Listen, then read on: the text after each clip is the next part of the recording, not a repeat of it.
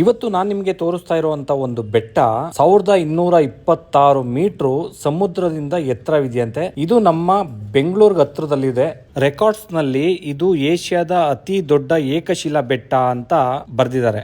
ಈ ಬೆಟ್ಟದ ಇತಿಹಾಸ 684 ವರ್ಷಗಳಿಂದ ಇದೆಯಂತೆ. ಇಷ್ಟೆಲ್ಲ ಹೇಳಿದ್ಮೇಲೆ ನಿಮ್ಗೆ ಗೊತ್ತಾಗದೇ ಇರುತ್ತಾ, ಬೆಂಗಳೂರಿಂದ 67.5 ಕಿಲೋಮೀಟರ್ ಇದೆ, ಮಾಗಡಿಯಿಂದ 10.5 ಕಿಲೋಮೀಟರ್ ಇದೆ, ರಾಮನಗರದಿಂದ 26.5 ಕಿಲೋಮೀಟರ್ ಇದೆ, ಬಿಡದಿಯಿಂದ 25 ಕಿಲೋಮೀಟರ್ ಇದೆ. ನಿಮ್ಗೆ ಗೊತ್ತಾಯ್ತು ಅನ್ಕೋತೀನಿ. ಸಾವನದುರ್ಗ ಬೆಟ್ಟ. ಇವತ್ತು ನಾನು ನಿಮ್ಗೆ ಸಾವನದುರ್ಗ ಬೆಟ್ಟನ ಪರಿಚಯ ಮಾಡ್ತಾ ಇದೀನಿ. ನೋಡಿದ್ರಲ್ಲ, ನಾನು ಇಷ್ಟು ಫಾಸ್ಟ್ ಗಂತೂ ಗಾಡಿ ಓಡಿಸಿಲ್ಲ, ನಿಮ್ಗೆ ತೋರ್ಸಕ್ಕೋಸ್ಕರ ವಿಡಿಯೋದಲ್ಲಿ ಫಾಸ್ಟ್ ಮಾಡಿದೀನಿ. ಆಮೇಲೆ ಹೇಳ್ಬೇಡಿ ಏನಪ್ಪಾ ಇಷ್ಟೊಂದು ಸ್ಪೀಡಾಗಿ ಓಡಿಸ್ತೀಯ ಅಂತ.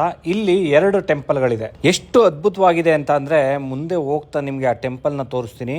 ತುಂಬಾ ಚೆನ್ನಾಗಿದೆ. ಹಂಗಂದ್ರೆ ನೀವು ಅಲ್ಲಿ ನಿಂತ್ಕೊಂಡು ನೋಡಿದ್ರೆ ಅಬ್ಬಾ ಸುತ್ತ ಬೆಟ್ಟ ಕಾಣುತ್ತೆ, ಎಲ್ಲ ಗ್ರೀನರಿ. ಮಳೆ ಬಿದ್ದಿರೋದಕ್ಕೂ ಅದಕ್ಕೂ ನಿಮ್ಗೆ ನೋಡ್ತಾ ಇದೀರಲ್ಲ, ರೋಡ್ ತುಂಬಾ ಫುಲ್ ಗ್ರೀನರಿ ಆಗಿದೆ. ನೀವೇನಾದ್ರೂ ಬೆಂಗಳೂರಿಂದ ಒಂದ್ ದಿನ ಟೈಮ್ ಸ್ಪೆಂಡ್ ಮಾಡ್ಬೇಕಪ್ಪ, ಯಾವ ಜಾಗ ಇದೆ ಅಷ್ಟು ಚೆನ್ನಾಗಿರ್ಬೇಕು ಅಂದ್ರೆ ನೀವು ಇಲ್ಲಿಗೆ ಬಂದ್ರೆ ನಿಮ್ಗೆ ಎಲ್ಲ ಟೈಮ್ ಸ್ಪೆಂಡ್ ಆಗುತ್ತೆ. ಒಳ್ಳೆ ವೆಂಟಿಲೇಷನ್ ಬರುತ್ತೆ. ಮತ್ತೆ ಬೆಂಗಳೂರಲ್ಲಿ ಇದ್ದು ಪೊಲ್ಯೂಷನ್ ಕುಡ್ದು ಹಾಳಾಗಿರುವಂತ ಬಾಡಿಗೆ ಒಳ್ಳೆ ಆಕ್ಸಿಜನ್ ಸೇರ್ಕೊಳ್ಳೋದಂತೂ ಸತ್ಯ. ನೋಡಿ, ಟೆಂಪಲ್ ಇಷ್ಟು ಅಗ್ಲಕ್ಕೆ, ಹಂಗಂದ್ರೆ ಎಕರೆ ಗಟ್ಲೆ ಅಗ್ಲದಲ್ಲಿ ಇದೆ ಅಂತಾನೆ ಹೇಳ್ಬೋದು. ನೋಡಿ, ಇಲ್ಲಿ ಒಳಗಡೆ ಬಂದ್ರೆ ಎಷ್ಟು ವಿಶಾಲವಾಗಿದೆ ಅಂತ ಅಂದ್ರೆ ಜಾಗ ಅಷ್ಟು ವಿಶಾಲವಾಗಿದೆ. ಇದೇ ಎಂಟ್ರೆನ್ಸ್. ನಿಮ್ಗೆ ಹೇಳಿದ್ನಲ್ಲ ವೀರಭದ್ರ ಸ್ವಾಮಿ ಅಂತ, ಇದೇ ವೀರಭದ್ರ ಸ್ವಾಮಿ ಟೆಂಪಲ್. ನೋಡಿ, ಹಿಂದ್ಗಡೆನೆ ಎಷ್ಟು ದೊಡ್ಡ ಬೆಟ್ಟ ಅಂತ ಅಂದ್ರೆ ಸಖತ್ತಾಗಿದೆ. ಬೆಟ್ಟ ಗುಡ್ಡ, ಅದ್ರ ಮಧ್ಯದಲ್ಲಿ ಟೆಂಪಲ್, ಹೇಳಕ್ಕಂತೂ ಸಖತ್ತಾಗಿದೆ. ಹಂಗೆ ಅಲ್ಲಿ ನಿಂತ್ಕೊಂಡು ನೇಚರ್ ನ ನೋಡ್ತಾ ಇದ್ರೆ ಅದ್ರ ಅನುಭವನೇ ಬೇರೆ. ಇಲ್ಲಿಗೆ ಟ್ರೆಕ್ಕಿಂಗ್ ಕೂಡ ಬರ್ತಾರೆ. ಹಂಗಂದ್ರೆ ಟ್ರೆಕ್ಕಿಂಗ್ ಅಂದ್ರೆ ಬೆಟ್ಟ ಹತ್ತಕ್ಕೋಸ್ಕರ.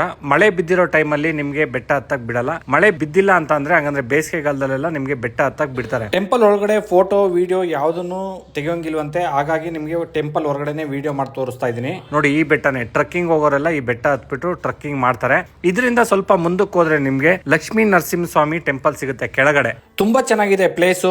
ಇಲ್ಲಿ ಯಾರಾದ್ರೂ ಬಂದಿದ್ರೆ ಕಮೆಂಟ್ ಮಾಡಿ, ನೀವು ಅಲ್ಲಿ ಕೇಳ್ಬೋದು. ಅಲ್ಲಿ ಒಂದು ಇವಾಗ ಹೊಸದಾಗಿ ಕುದುರೆನೂ ಇಟ್ಟಿದ್ದಾರೆ. ಹಂಗಂದ್ರೆ ಯಾರಾದ್ರೂ ಮಕ್ಕಳು ಆಟ ಆಡಂಗಿದ್ರೆ ಆಟ ಆಡ್ಬೋದು ಅಂತ. ಇದೇ ನೋಡಿ ಲಕ್ಷ್ಮೀ ನರಸಿಂಹ ಸ್ವಾಮಿ ಟೆಂಪಲ್. ನಿಮ್ಗೆ ಇವತ್ತು ಒಳ್ಳೇದೊಂದು ಟೆಂಪಲ್ ಮತ್ತೆ ಒಂದು ಔಟಿಂಗ್ ಬರ್ಲಿಕ್ಕೆ ಒಳ್ಳೆ ಜಾಗ ತೋರಿಸಿದೀನಿ ಅಂತ ಅನ್ಕೊಂಡಿದೀನಿ. ವಿಡಿಯೋ ಇಷ್ಟ ಆದ್ರೆ ಲೈಕ್ ಮಾಡಿ, ಬೇರೆಯವ್ರಿಗೂ ತಿಳಿಲಿ ಅನ್ನೋ ಕಾರಣಕ್ಕೆ ಶೇರ್ ಮಾಡಿ. ನಿಮ್ಮ ಅನಿಸಿಕೆ ಅಭಿಪ್ರಾಯಗಳನ್ನು ಕಮೆಂಟ್ ಮುಖಾಂತರ ತಿಳಿಸಿ.